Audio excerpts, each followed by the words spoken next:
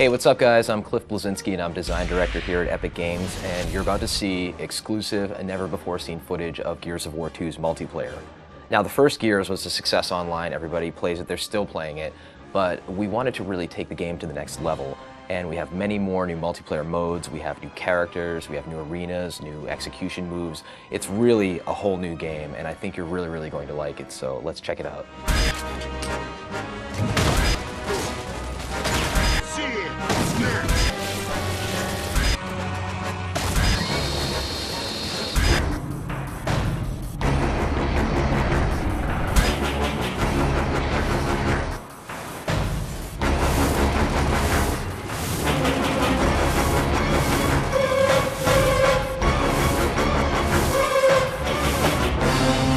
Three locations you're going to see on this exclusive video are going to be River, Security, and Gridlock. And so the thing that's really interesting about them is that two of them are brand new, and one is a reimagining of the Gears 1 map, Gridlock, which is sort of the baseline for all Gears maps. River is based on a single-player location that people get to see in Gears 2 called Landdown, where they actually go to deploy all the Gears to the underground. It's a sort of a snowy, wintry hamlet. It's a beautiful setting where there's beautiful violence as well. The final location is a map called Security, which is a mysterious COG outpost with laser fences and laser turrets, in which players have to deactivate said turrets and lasers in order to acquire some of the bigger, better weapons. It's visually compelling, and I think it represents a nice cross-section of the multiplayer experience of Gears 2.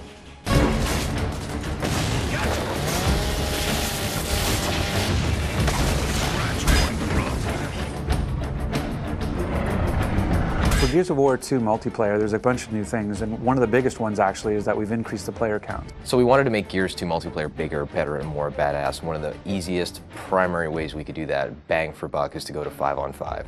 Right now it really feels like a really good number of 10 players in the battlefield taking one another out, and it really kind of rounds things out nicely. We really want to make sure that whatever multiplayer mode we do is true to sort of the Gears vibe, that Gears universe version. So capture the flag. Imagine you had a flag, but the flag is a living person and armed with a shotgun and defending itself. So you actually are playing capture the flag with a flag that could kill you. And so you have to go and you have to basically capture the flag by downing him and picking him up as a meat shield, and then you have to drag him back to this location to score a point. So it's capture the flag but done Gear style.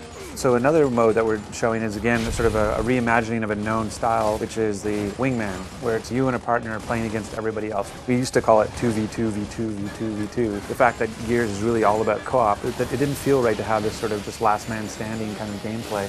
It didn't resonate in our world. So when we looked at how we'd want to have that kind of gameplay, it really felt more like it had to be sort of a co-op experience. The third mode that you'll get to see in this exclusive video is something we call Guardian.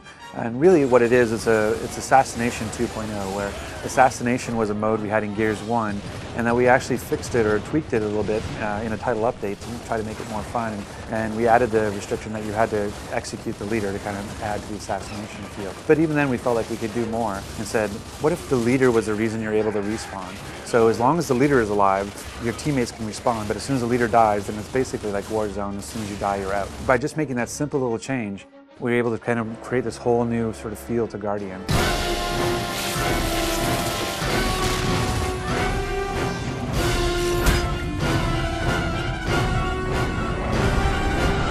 So some of the new weapons that we have in Gears of War 2 include the Scorcher, which is one of my personal favorites. It's essentially the flamethrower from hell. It is basically the most beautiful but deadly flamethrower ever conceived in a video game. Then we also have the Gorgon, which is a locust burst pistol, which is tremendously powerful and also very heavy. And then we also have a shield that players can wield, and they can carry that around and deploy that. You can actually carry the shield with the burst pistol and kind of use that as like a 1-2 punch. And then we have a poison grenade that players can use for area of denial in order to kind of throw this nasty, noxious cloud out. So in Gears of War 1, we had the ability of using a grenade for grenade tagging. So we found that it would be more interesting to actually take that idea of grenade tagging an opponent and actually apply it to the environment. So now you can actually take any of our 3 grenades, the poison grenade, the smoke grenade, or the frag grenade, and you can actually attach it to a wall. And you can use that sort of as a proximity mine, so that if any time an opponent goes by, the grenade will go off. One of the cool things in Gears 2 now as well is we added this concussive force to a smoke grenade. So you can actually knock somebody down and disorient them briefly with a smoke grenade. It's a great new addition to the gameplay. One of the features of Gears Gears of War 2 is this idea of portable cover. We have it both in the shield that you get to carry, the idea of the meat shield, a feature that sort of led to Meat Flag, this idea of being able to hold somebody as a captive and defend yourself while they block the shots for you. One of the big things about Gears 2 is just not just relying on a static cover that's already placed in the world, but being able to carry cover with you and move with cover as it moves through the level. So in the first Gears, the chainsaw, the Lancer, was a wonderful weapon, and players would cut each other up and they had a great time doing it.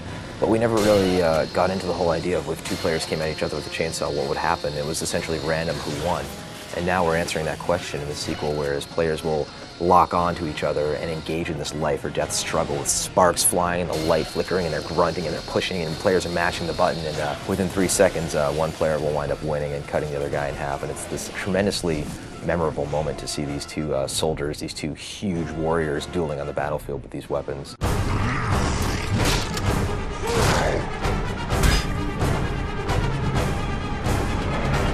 In Gears 2, when you knock somebody down but not out, first of all, they can try and crawl away from you. But if you do happen to get a hold of your enemy, you can first take them hostage, which is called meatbagging them, so you're kind of holding them as a human hostage, human shield. You can also finish them off by then breaking the character's neck and dropping them on the ground. Or if you want to, while the foe is crawling away, you can hit the Y button to do an execution. And there's all sorts of crazy ones, from using the long shot sniper rifle like a sledgehammer, to using the torque bow to popping the enemy's head off, to climbing on top of them and just beating the crap out of them. So there's just tons of them there this time around, and they're a great way to finish off the round and get your buddies cheering on Xbox Live. So in Gears 1, we found that a lot of players felt that evading towards their foes, rolling essentially, and shotgunning at the end of that evade was an effective technique. And that really wasn't the game that we envisioned. So we hooked in this idea of stopping power, whereas players get shot and they actually will slow down progressively with more bullets, so that players can no longer just run blindly at each other, gladiator style. They actually have to be a little bit more tricky and use the cover system and flank and deal with suppressing fire from their buddies in order to really earn their kills this time around.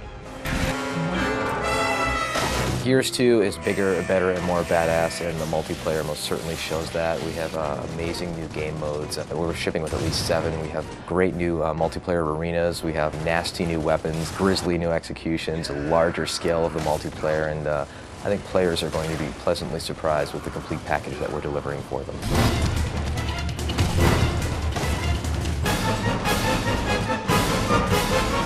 Thanks for checking out this exclusive look at Gears of War 2's new multiplayer features. Looking forward to seeing you guys this winter on Xbox Live.